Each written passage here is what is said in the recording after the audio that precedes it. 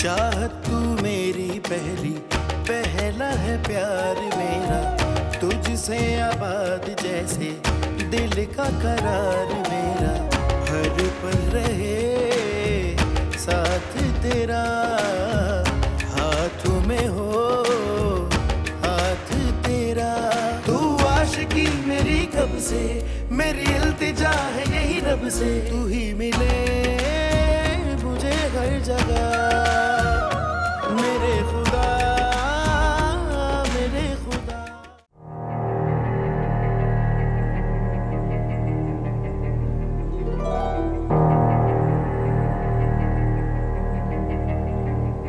اینجوری نمیشه. منظور یعنی باید اینو راضیش کنیم. آره درسته. اگه با محبت نشد میترسونیمش.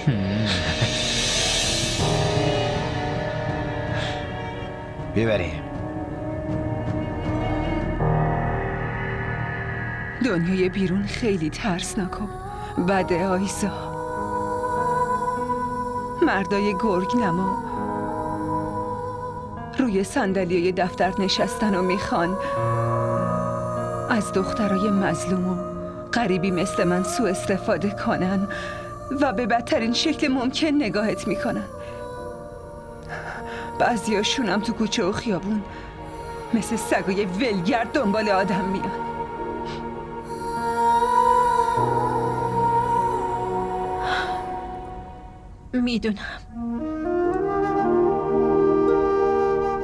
میدونم تو این دنیا مردای خیلی کمی هست که واقعا انسانیت و غیرت داشته باشن.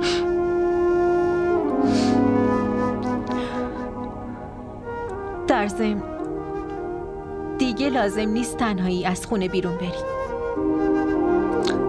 از فردا ماشین بیمارستان میبرتت و میارتت. اما آیزا کافیه.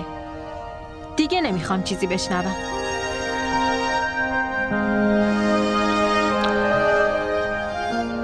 من و مامانم میخواییم بریم خونه دانیال. خونه دانیال؟ آره، خیلی ناخوش احواله. تو حالشو نپرسیدی نه؟ درسته؟ به نظرم درست نبود.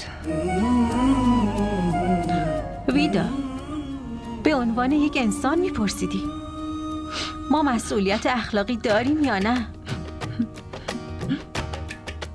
و تازه دوستای خیلی خوبی هم شدیم. فراموش کردی؟ اوقات خیلی خوبی هم داشتیم. خب بریم چایی دم کنیم و از این حال در بیاییم. بریم.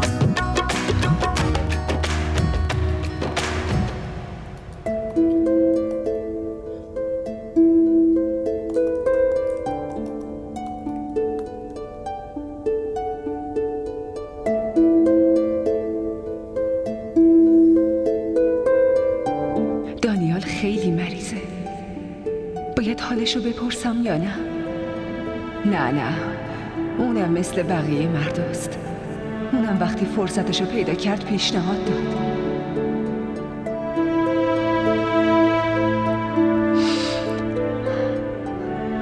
ویدا دخترم، از کی اینجا نشستی؟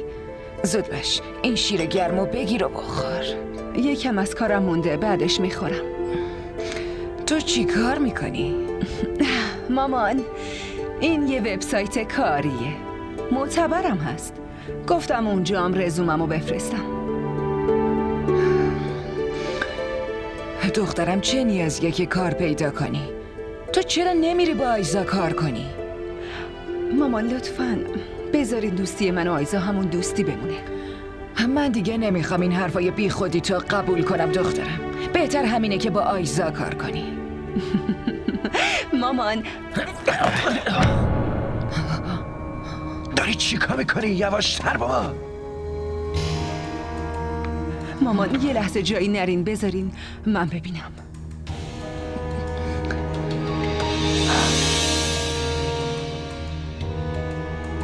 دخترم، حتما گربه است. من میبینم. مامان معلومه که یکی اومده. ولی کی میتونه باشه؟ الان چی کار کنیم؟ در بزنیم؟ نه بذار یه خورده این مادر و دختر بترسن.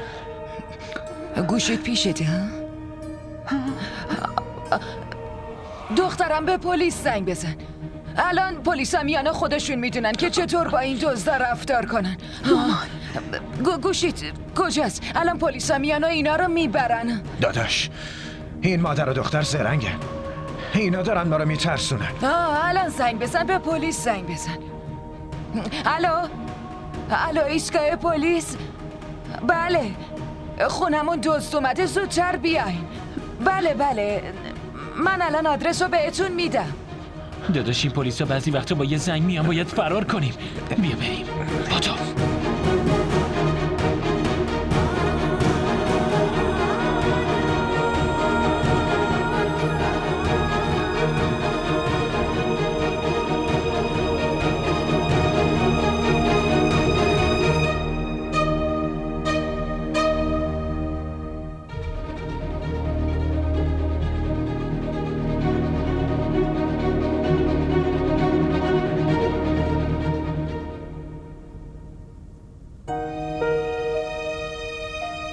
مامان ویدا شاید راضی بشه، ولی تو باید خیلی واضح با ویدا حرف میزدی. چون ببین این بحث یوم زندگیه، به زور نمیشه کسی رو به این کار وادار کرد. دانیال کی بهتر از من این موضوع میدونه؟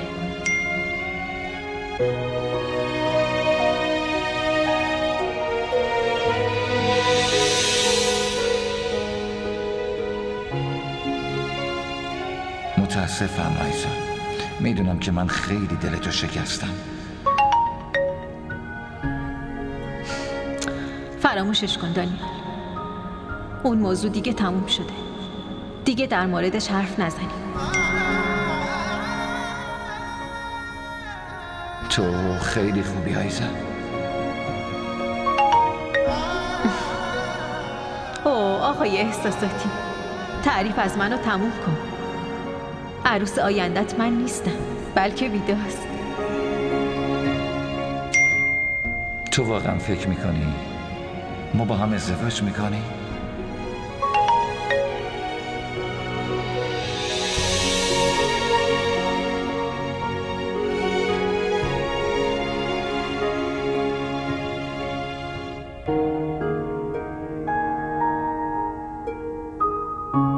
کاملا مطمئنم، چون تو این مسئله مامانم خیلی جدی شده. فردا میایم خونتون و انشالله مامانم خاله شهناز رو راضی میکنه. امروز زیاد خونه ای ویدا موندیم، نشد به اونجا برسیم.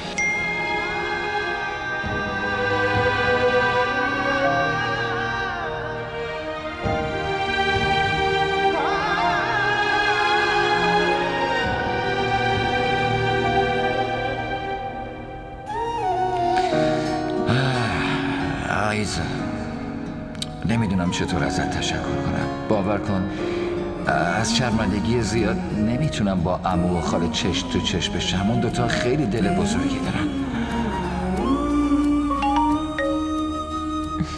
ای بابا، اونا تو رو پسر خودشون میدونن. این چه حرفیه میزنی؟ خب دیگه دیر وقت شده، منم خوابم میاد.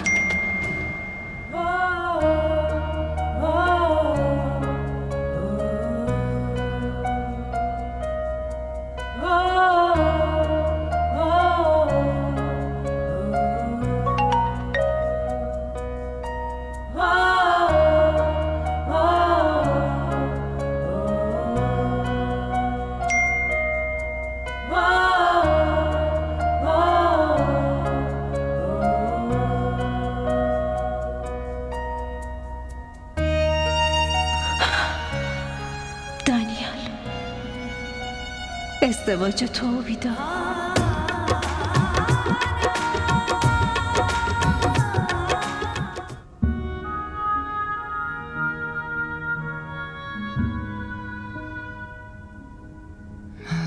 وقتی خدا یکی رو حفظ کنه هیچ شری نمیتونه حتی لمسش کنه.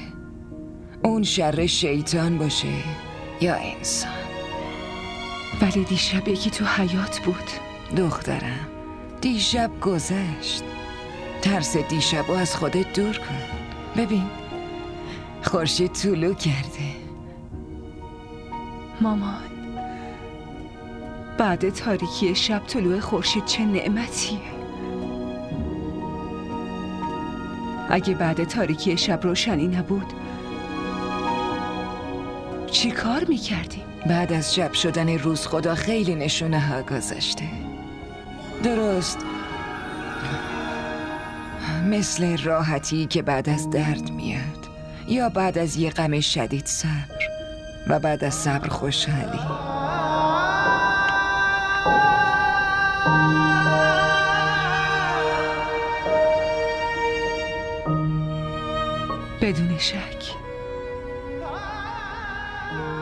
بدون شک خدا خیلی مهربونه.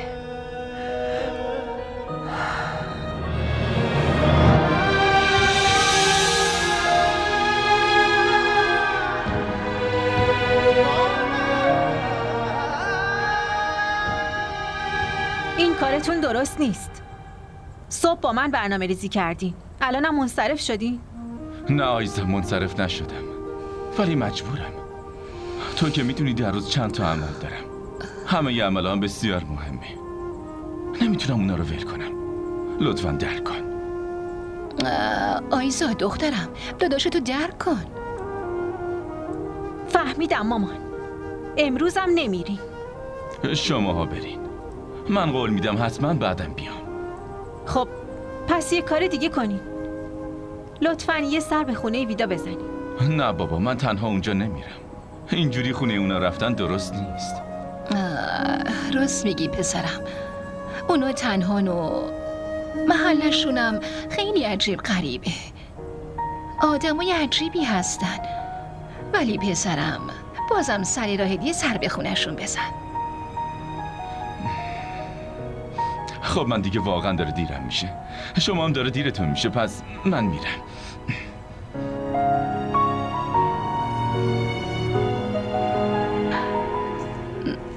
ناراحت نباش آیزا. همش از اون دفاع میکنین.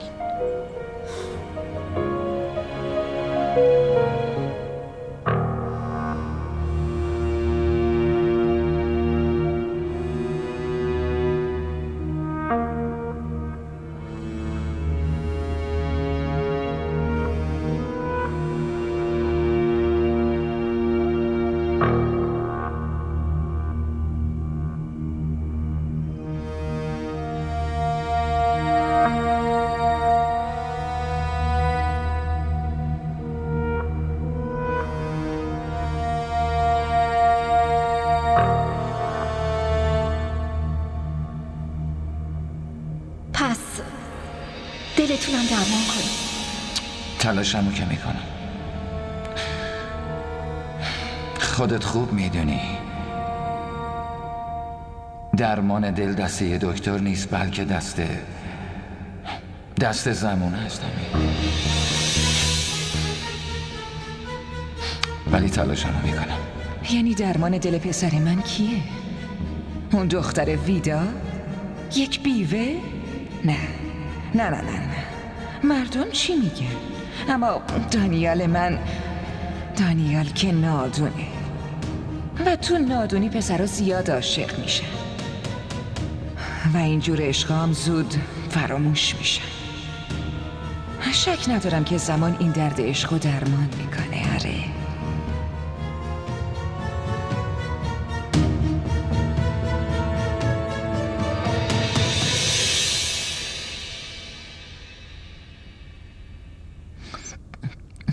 انشالله زود خوب میشین. مامان این داروها اثری نداره. باید حتما بریم بیمارستان. دخترم این سرماخوردگی به خاطر تغییر آب و هواست. نیازی به دکتر رفتن نیست. این یه سرماخوردگی ساده است. تو یه کاری کن، یه دمنوش با عسل برام درست کن و بیار خوب بشم. فکر کردین سرماخوردگیتون با اون خوب میشه؟ انشالله. خیلی خوب. اگه با اون سرماخوردگیتون خوب نشد دیگه حتما باید با هم بریم پیش دکتر. بازم نیازی به دکتر رفتن نیست. تو به پسرم اسکندر زنگ بزن تا بهت یه نسخه بده. واسه هر مشکل یه راه حل داریم. ویدا، یه چیزی بگم. بله مامان. دانیال پسر خیلی خوبیه. دخترم باید در موردش فکر کنی. یهو این وسط دانیال از کجا اومد؟ دخترم، تو تنهایی نمیتونی با اون آدمای بیرون بجنگی. اما مامان، مگه من تنها؟ شما کنارم. من تا کی پیشتم؟ این چه حرفیه که میزنی؟ دخترم، ببین باباتم ما را تنها گذاشت. ما که از واقعیت نمیتونیم فرار کنیم. مامان، شما خیلی خاصی. چرا با فکر کردن به اینا خودتون رو اذیت میکنی؟ من هر چقدرم خاص باشم ولی یه زنم، مادر یه دختر جوون. من دخترتون نیستم، پسرتونم. دخترای حساسی مثل تو همه عمرشون رو میذارن که واسه پدر و مادرشون پسر باشه، اما بازم موفق نمیشن.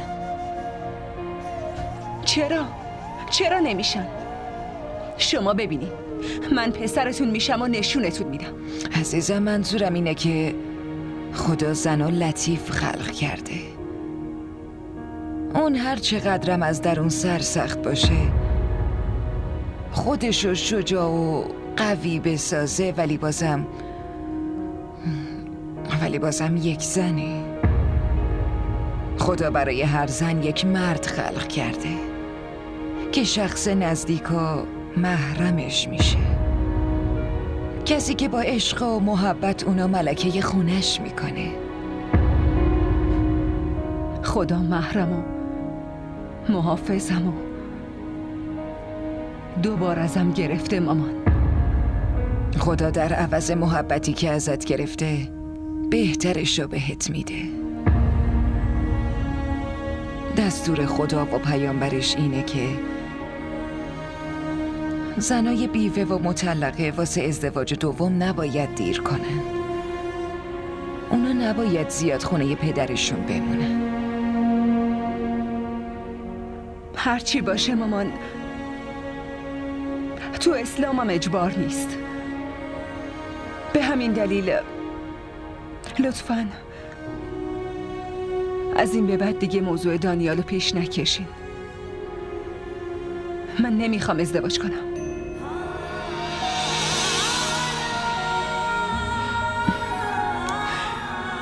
میرم براتون دمنوش درست کنم. بعدش اگه خوب نشین باید بریم پیش دکتر.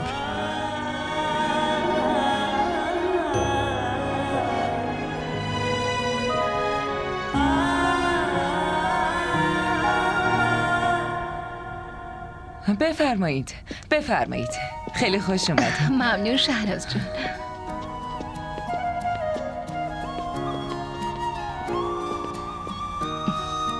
خاله، از اومدنتون خیلی خوشحال شدیم. واقعا خوشحالمون کردیم. واسه همین بدون خبر اومدیم. دخترم، کار خیلی خوبی کردین که اومدین. این روزا خیلی بیحال بودم. وای شهناز، با این غمو چی کار کنیم؟ به نظرم تا وقتی بچهای جوونمون سر و سامون نگیرن دل ما آروم نمیگیره. راست میگی. خانم جان، غذا حاضره. میزو بچینم. غذا رو بکشن آره؟ نه شهناز، بعداً میخوریم. فعلا باید یه حرف خیلی ضروری دارم. باشه رحیم بابا، غذا رو دیرتر میخوریم. بهتون میگم. چشم خانم جان. بریم زنده داشت، بریم تو اتاقم حرف بزنیم. آره درسته، بریم. دخترها شما هم با هم گپ بزنیم. باشه؟ بفرمایید.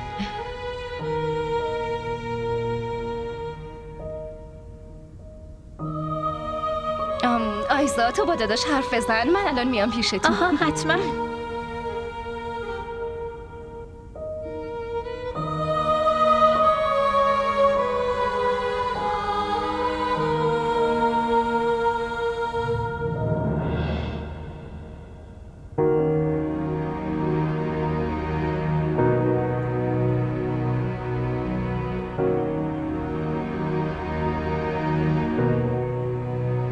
مامان دیروزم دمنوش با عسل خورد ولی هیچ فایده ای نداشت.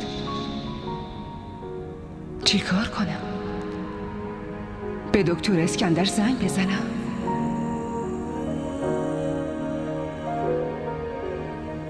زنگ میزنم.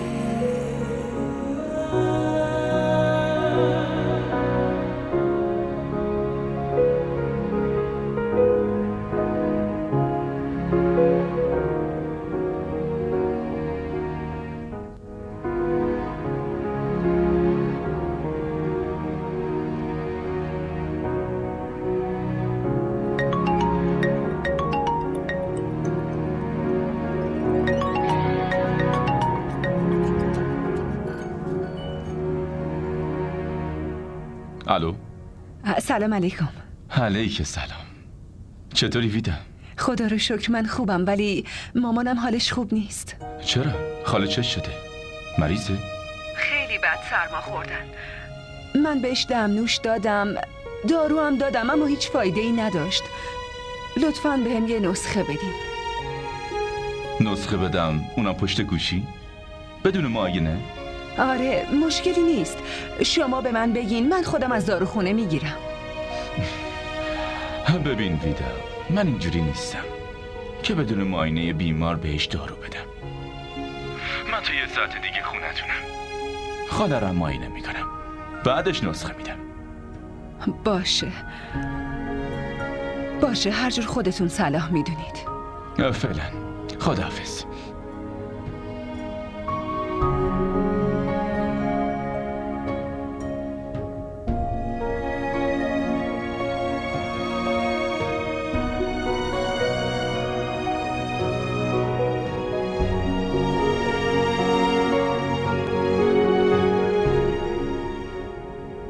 یه نفس عمیق بکشین. یه نفس دیگه. مامانم خوبه. آره حالشون خوبه، جای نگرانی نیست. یکم مشکل تنفسی دارن، باید با دستگاه نفس بکشه. الان میرم از اتاق دستگاهشو بیارم. نه بهش نیازی نیست. میبرمشون بیمارستان، اونجا بهشون میرسن. بیمارستان؟ نه نمیخوام برم بیمارستان. هر درمانی میکنین تو خونه باشه. خاله باید بریم بیمارستان. من از روز اول بهشون گفتم که بریم پیش دکتر ولی مامانم لش کرد و بهم گوش نکرد. دوست داره که مریض باشه. خاله دیگه به حرفتون گوش نمیدیم، باید با همون بیاین. مامان لطفاً پاشین، لباساتون رو عوض کنین که بریم بیمارستان. هیچی نمیشه. نمیخوام لباس عوض کنم، شالمو بیاره همین جوری میام. الان میارمش تو اتاقه.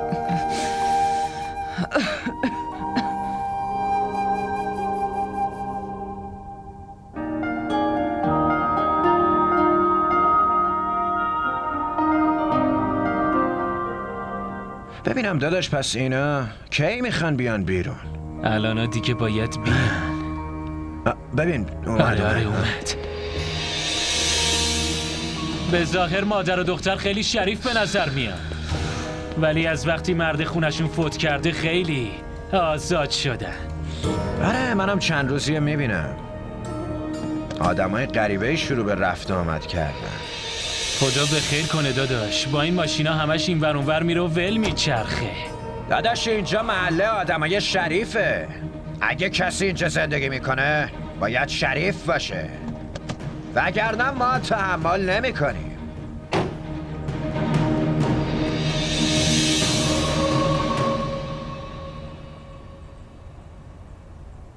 من مطمئنم که مامانم به این راحتی ها راضی نمیشه. تو چرا همیشه اینقدر ناامید هستی؟ چرا اعتماد نداری که عشقت قراره انشالله شریک زندگیت بشه و کنارت باشه؟ چطوری تو اینقدر با اطمینان حرف میزنی؟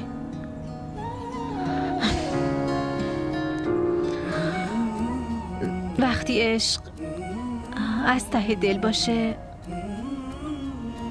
به دعا تبدیل میشه. دعایی که خدا ردش نمیکنه، چون که خدا خودش یه عاشقه. نمیدونم چی کار کردم که تاوانشو تا امروز دارم پس میدم. دانیال، اصلا نیاز نیست که از من خجالت بکشی، چون من اینو خیلی خوب میدونم که عشق تو سرنوشت آدم هست. نمیتونی به زور خودتو تو دل یکی جا کنی و نمیتونی عشق کسی رو ازش بدزدی. من دعا میکنم که ویدام همونقدر تو رو بخواد که تو میخوایش. منم واسه اینو دعا میکنم که عشق زندگیت رو پیدا کنی. ببینیم. نمیدونم تقدیر چیه، ولی فعلا از این نگرانم که اونا دارن چی میگن که هنوزم تموم نشده. بیا بریم.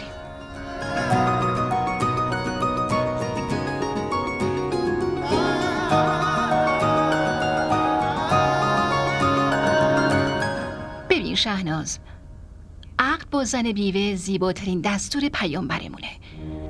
پیامبر خودش اولین عقدش رو با حضرت خدیجه کرد. این خودش بهترین مثاله. مامان جان، خواهشاً یه بار به حرفای خاله نفیسه دقت کنین. کاش مثل ایشون فکر کنین. رافه دخترم، تو که میدونی بعدش فامیلامون آشناهامون نمیذارن راحت زندگی کنیم. وا مامان، چطور برای فامیلتون وقتی یه دختر کم سن و سال عروس یه مرد بزرگ میشه یا یه پیرمرد ازدواج میکنه هیچ عیبی نداره، ولی وقتی پسر فامیل خودمون با یه زن بیوه یا مطلقه ازدواج کنه فامیلا نمیذارن راحت زندگی کنه؟ این چه فامیلیه دیگه؟ شهناز، ما به جای فکر کردن به آشنا و فامیل باید خوشحالی بچه هامون رو ببینیم. باید خدا رو در نظر بگیریم. خدا رو 1000 بار شکر که بچه های ما عاقل و فهمیدن و اینا دارن ما رو میفهمونن. طرز فکر منم تا چند وقت پیش مثل تو بود، اما آیزا و اسکندر با حرفای قانع کنندشون منو تغییر دادن. حالا منم مثل بچه هم فکر میکنم. در ضمن در رابطه با این مسئله آیزا راضیم کرد که بیام. چی؟ آیزا؟ آره شهناز، اون آیزایی که خودش با جون و دل دانیالو میخواست. ببین چقدر قلبش بزرگی که خودشو قانع کرد و حالا اجازه داد که دانیال با ویدا باشه. منظورم اینه که وقتی آیزا میتونه از عشقش بگذره و اونو 2 دستی به ویدا تقدیم کنه، تو که دیگه مادر دانیالی باید خیلی بیشتر به فکر خوشحالیشون باشی. اما زن داداش، اونا فقط 2 زن تنها هستن. حتی فک و فامیلشون هم معلوم نیست. تو خانوادهشون هم حتی یه مردم نیست. مامان جان، آخه چه فرقی میکنه؟ یه چیزی بهت بگم، این دختر ویدا از همون بار اول به دلم نشست. میخواستم اونو واسه اسکندر خواستگاری کنم. یعنی زن داداش شما فوراً تصمیم گرفتین؟ یعنی شما بیوه بودنش رو در نظر؟ بیوه شدن اون خواست خدا بود شهناز. خوبی اون دختر به سادگی و مظلومیتشه. راست میگم، اگه به فکر خوشحالی دانیال نبودم از اینجا مستقیم میرفتم خونه‌شون و ویدا رو عروسم میکردم و خونه خودم میبردم.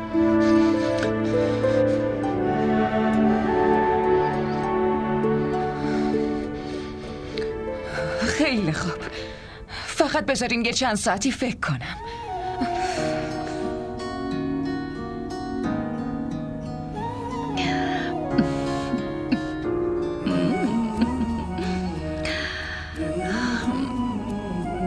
ببین ویدا، متاسفانه خاله عفونت شدید ریوی داره و باید 2-3 روزی بیمارستان باشه. تو نگران نشو، فقط مواظبش باش. باشه؟ عفونت ریوی؟ مامان. ویدا به من گوش بده. خودت اینطوری نگران شدی، پس که مراقب خاله باشی. این بیمارستان اونقدرام خطرناک نیست. تازه خیلی هم زود درمان میشه. حتی نیاز نیست به خاله چیزی بگی. من نمیخوام در کنار بیمار بودنش نگران چیزی باشه. متوجه شدی؟ ویدا. آفرین دختر خوب. حواست بهش باشه. برمیگردم.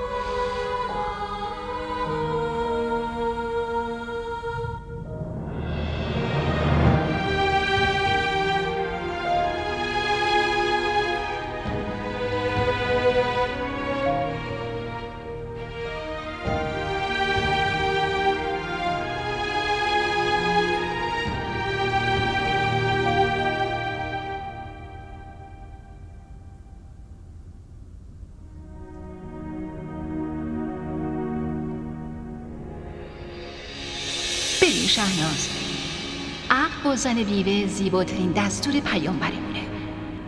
پیامبر خودش اولین عقدش رو با حضرت خدیجه کرد. این خودش بهترین مثاله.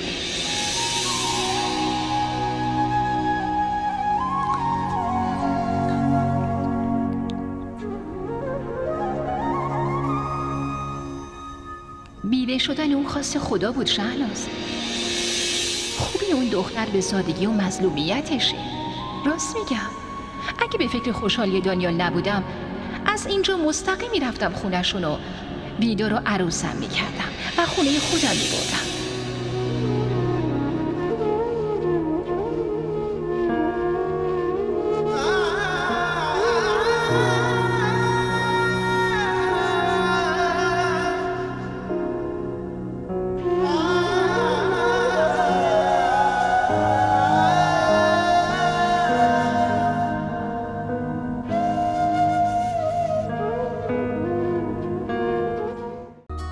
चाहत तू मेरी पहला है प्यार मेरा, तुझसे आबाद जैसे दिल का करार मेरा, हर पल रहे साथ तेरा, हाथों में हो हाथ तेरा। तू आशिकी मेरी कब से, मेरी इल्तिजा है यही रब से, तू ही मिले